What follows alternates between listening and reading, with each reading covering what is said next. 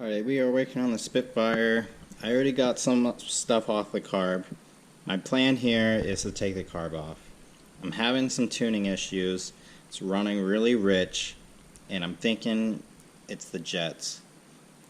I'm thinking the idle jets are too big, and I need to go a size smaller. Now this is the Weber 38 DGES carb. It is, I believe, originally intended for a straight 6. This is a 4-cylinder, and yeah, I'm pretty sure the people that bought this and put it on did not tune it up or anything. They just threw it on as is. So, two things to do. Take the carb off, figure out what jets are in it, order a size smaller, and let's see if we notice any leaks. The intake manifold is notorious for leaking. Now, I did spray when it was running and I didn't hear anything, but, you know, once we have this off, we'll get a better look around, see if we see any blowout marks. Alright, the throttle cable was riveted in with this little bracket that looks to be made, so no chance getting that out. So I had to take this nut off and wiggling this out of place, and now we have the throttle off. We're good to continue. So I believe 4 screws or 4 nuts all the way around, and then this should lift off. A couple minutes later, and 4 bolts are off. This is ready to just come right up. There we go. Set it over here for now. Intake's all clean, which is, you know, exactly what we expected since this is brand new with the kit. Yeah, the previous owner put this on. Personally, I would have done the 32-36 or a side draft one, but you know, working with what we got. Alright, let's take a look at this carburetor. Alright, so I open up the throttle a little more, about a whole spin more, and what we can see is the enriching holes that Weber talks about.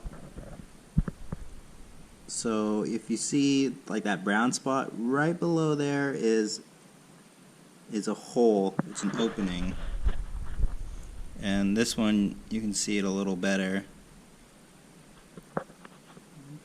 Hard to show, but there's that opening right there, right where the throttle shaft is. So as this is open past that enriching hole. This would cause it to be super rich, and yeah, you'd be having a not so pleasant time. So I'm going to turn it back to the ideal spot where it's closed.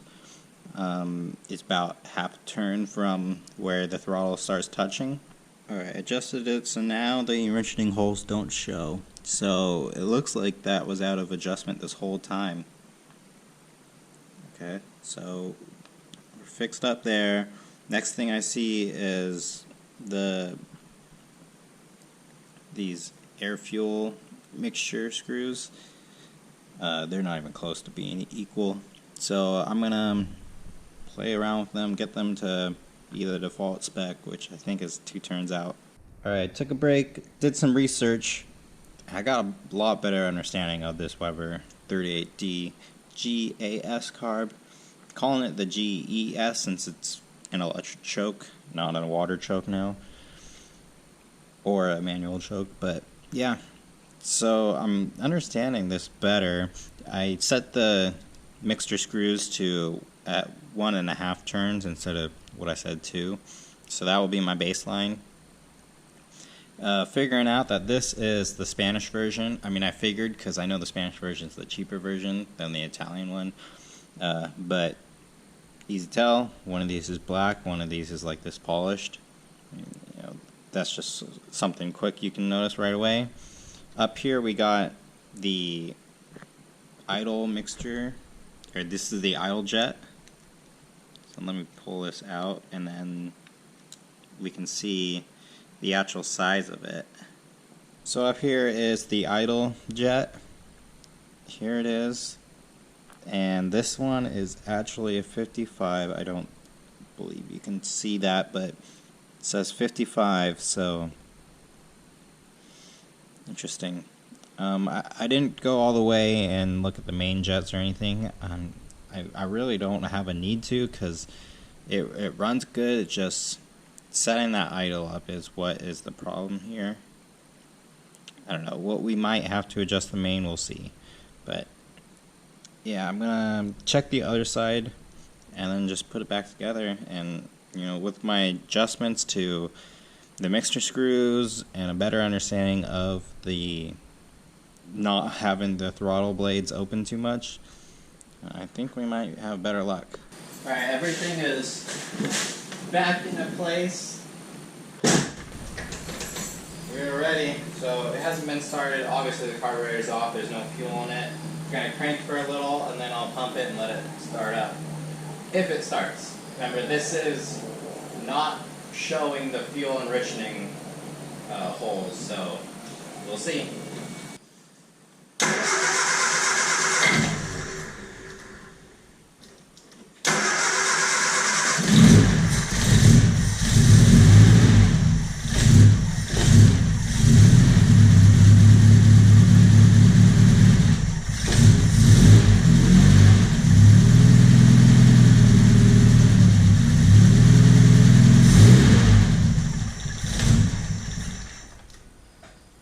Yeah, it does not want to idle with the way that, without showing the fuel enriching circuits.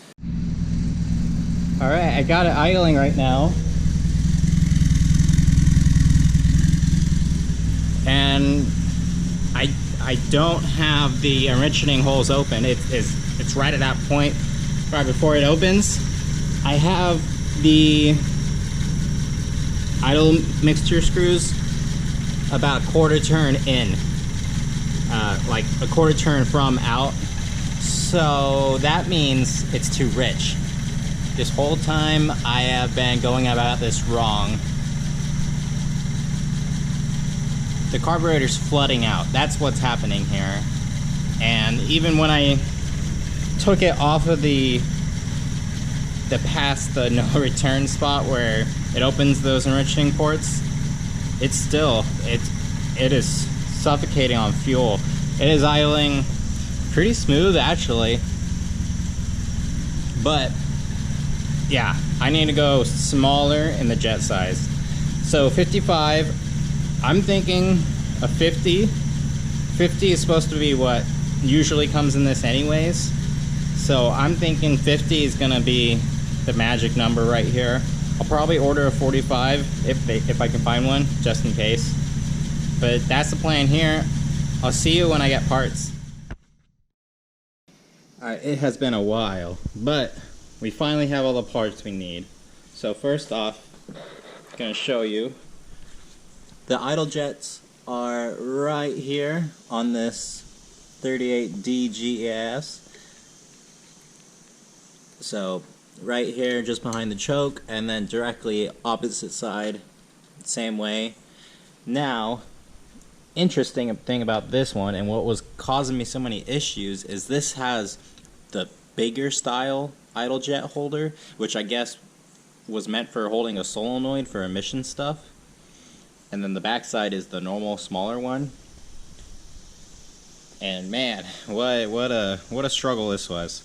So let me show you the right part right here. So these are the idle jets for the front that you see facing the passenger tire.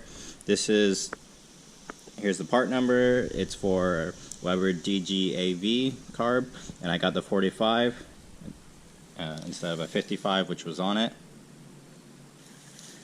And here's a couple that I've ordered. These are Weber DGV, DFE, etc. These are the smaller ones. This is the ones, I believe these are the ones that go with the 3236 Weber.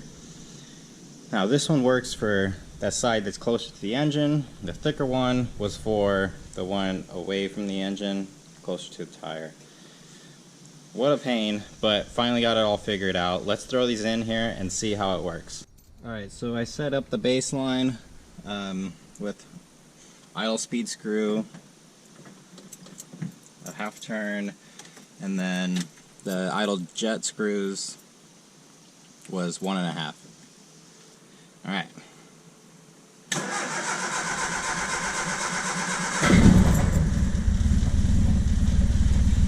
Whoa.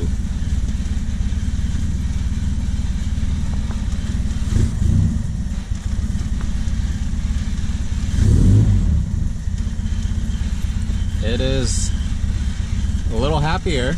Alright, I think I got it dialed in.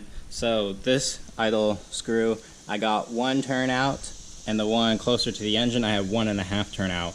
That one closer to the engine seems to be affecting the engine the most.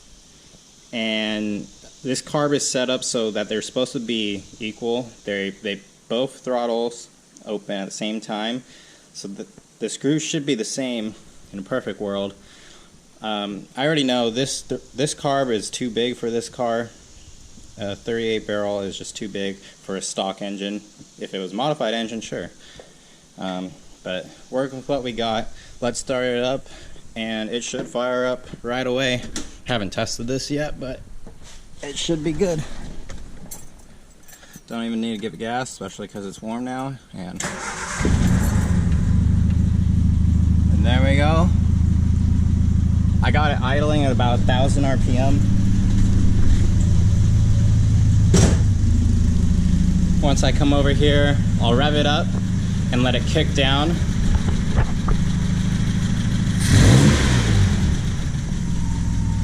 Yeah, and so idle is more like 900 RPM, and the engine is still a little shaky.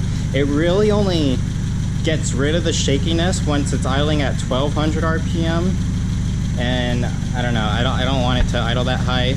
I mean, there's no harm in it, but I mean, this shakiness, it kind of seems like maybe that is just because it is a 4-cylinder, and because of the way the engine is, how the air comes into the carb through that intake, it makes the explosion in the combustion chamber, and then it shoots right back out 180 degrees.